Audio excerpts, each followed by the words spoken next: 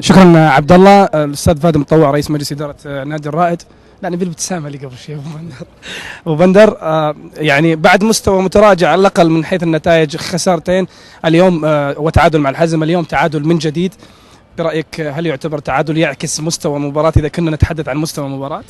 بسم الله الرحمن الرحيم. اولا والله المباراه يعني ما طلعت صراحه في المستوى اللي يقدمه نادي الرائد صراحه. يعني المباراه كانت مشدوده من الدقيقه الاولى، واللاعبين جميعهم يعني لعيبه النصر ولاعيبه الرائد كلهم كانوا يلعبون تحت ضغط كبير جدا. ما ادري وش الاسباب، كل واحد كان يبغى يفوز يبغى يجيب. واعتقد ان الجول الاول اللي جاء لصالح الرائد اثر يمكن على نفسيات لعيبه النصر، فصار فيه يعني ضرب وصار فيه يعني شد من جميع من الطرفين يعني. واعتقد ان المباراه ما كانت صراحه بمستوى ابدا، مستواها ما يعكس مستويات. الزايد والعصبيه الزايده هي اللي يعني افقدت المباراه صراحه روحها الكويسه. عشان كذا يعني ما ظهرنا اي مستوى، ما ظهر لا مستوى لا حنا ولا النصر. ما ولكن في النهايه ان تخرج بنقطه من امام النصر يعتبر امر جيد.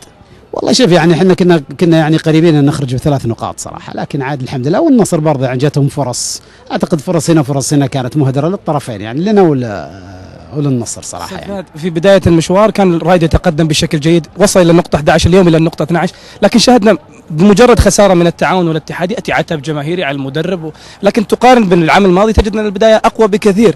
برايك هل بدا الرايديون يطمحون الى شيء اكبر من الامكانيات؟ والله شوف يعني احنا بالنسبه للجماهير يعني نقدرهم ونعزهم ونبغى منهم انهم يصبرون على الفريق ولا يعني يطمحون باكثر يعني مما يعني يجب نكون عقلانيين. احنا عندنا استراتيجيه معينه بحيث اننا نرسمها. البناء مو سهل يعني، تحتاج لك انها تبني يعني فريق زي بناء العماره، تحتاج لك تبناه 2-3 سنوات، تقدر تهدمه بيوم واحد. فالبناء يحتاج يعني يكون مبني على اسس يعني فنيه بحته يعني، وهذا الحمد لله اللي احنا نسويه بغض النظر يعني وش المطالبات وش الاشياء اللي زي هذه. الاستراتيجيه اللي احنا يعني ماشيين عليها ان شاء الله هي اللي بنمشي عليها. حاليا في فتره توقف حوالي 14 يوم، مش ممكن تسوون حتى يصبح الرائد بشكل جيد بعد التوقف؟ والله يعني الحمد لله يعني الحمد لله ان موسى الشمر يعني الحمد لله اللاعب جاهز، والحمد لله مع 12 يوم هذه بتعطي يعني راحه تامه ليريح رجله. وكان عنده اصابه قبل بدايه الموسم وتحامل عليها وتشافى شوي ورجعت عليه الاصابه.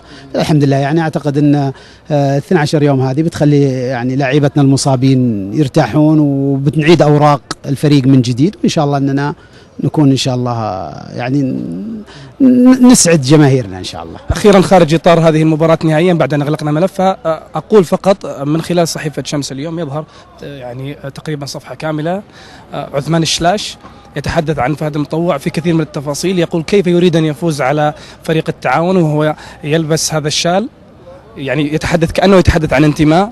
عشان اقفل على القضايا كلها، ايضا تحدث عن انه انت من تحيد اعضاء الشرف ان صح التعبير من خلال سيطرتك على كل شيء. ايضا كانه يتحدث عن اداره غير نظاميه في ظل وجود ناس استقالوا. كل هذه الامور فقط لك حق الرد عليها. والله اول شيء يعني عشان اكون معك صادق يعني بامانه والله ما قريت له ولا قرأت اللي مكتوب يعني.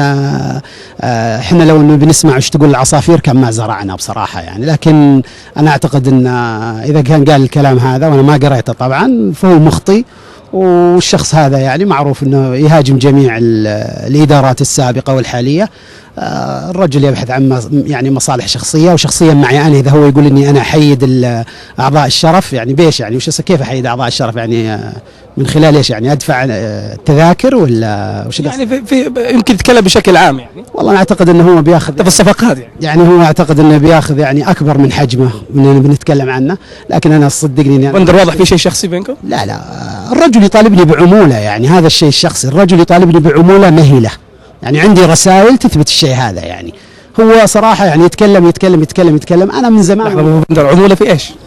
هو يعني يعتقد انه هو اللي جاب لنا عبد المجيد الرويلي ويرسل لي رسائل ويجيب لي عموله وعطني عموله واشياء زي هذه. انت ما اعطيته عموله عشان كذا سوى اللي سواه مثلا نقدر نقول. شوف انا شوف بقول لك حاجه، انا ما اتكلم من فراغ يعني. انا رجل مسؤول وكلمتي مسؤوله. انا عندي موجوده في المسجات وحافظها عندي في الجوال عندي. نعم حتى اخر رساله ارسل لي اياها قال لي متى بتعطيني فلوس؟ قلت اذا تبغى اعطيك فلوس مني انا لك انت اعطيتك، لكن عموله مالك. قال لا انا وكيل اعمال انا ما جيت اشحذك وقلت له اذا انت ما جيت تشحذني اجل ليش تطالب بعمر؟ كل اعمال ابو راح ارسل لي رساله بعد ما قلت الكلام هذا، قال بما تجود به نفسك، يعني وش اكبر من هذا؟ يعني اذا الرجل يعني صراحه يعني انا ما اقول لك ما ابغى اعطي الرجل اكبر من حقه، ولكن بس لانه ظهر في صحيفه لما ظهر في صحيفه وقال الكلام هذا يجب اني انا ارد واقول ان الرجل هذا يبحث عن ماده ويتوقع اني انا مسكت الناس عشان اعطيهم فلوس. لو انا بسكت الناس واعطيهم فلوس هو اكثر واحد اساء لي، ومع ذلك ما اعطيته ولا هلله ولن اعطيه.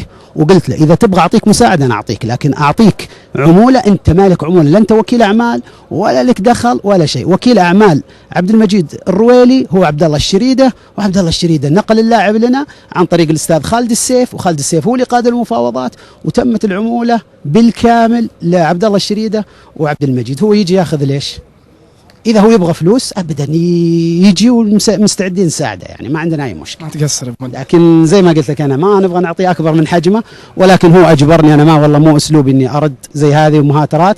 واذا كان انه برضه يعني يتكلم يقول على ما قلت يعني انه كان حط نفسه عضو شرف، فهو ليس عضو شرف، اتحدى انه يكون عضو شرف، وقت له اكثر من 15 سنه ما جاء النادي الرايد، فمو اي واحد يجي يقول انا عضو شرف. اللي ما يدفع عضويه الشرفيه باللسته اللي كانت موجوده هو ليس عضو شرف. 12 نقطه في 8 مباريات. الحمد لله احنا الحمد لله زي ما قلت لك يعني الحمد لله نسير خطه ثابته. الحمد لله لما نقارن انفسنا في السنه الماضيه عندنا ان شاء الله فتره توقف، فريقنا ممتاز جدا وجيد، وان شاء الله بعوده موسى الشمري ان شاء الله بيكون الفريق باذن الله كويس. برضو عندنا نقاش مع المدرب، اذا الفتره الثانيه احتاجنا لاعبين راح ندعم الفريق بلاعبين. الحمد لله احنا نمشي بخطه ثابته، وباذن الله ان الرائد ان شاء الله راح يسعد جماهيره زي ما سعدنا. انا اشوف صلاح الدين عقال يبغاك في موضوع ما ادري شو. والله صلاح الدين طبعا في موضوع بيني وبين صلاح، وان شاء الله اللي اجازه ولا فلوس؟ لا فلوس لا. صلاح اخر واحد يتكلم عن الفلوس. شكرا. صلاح اخر واحد يتكلم عن الفلوس. بالعكس شكرا حبيبي. شكرا الاستاذ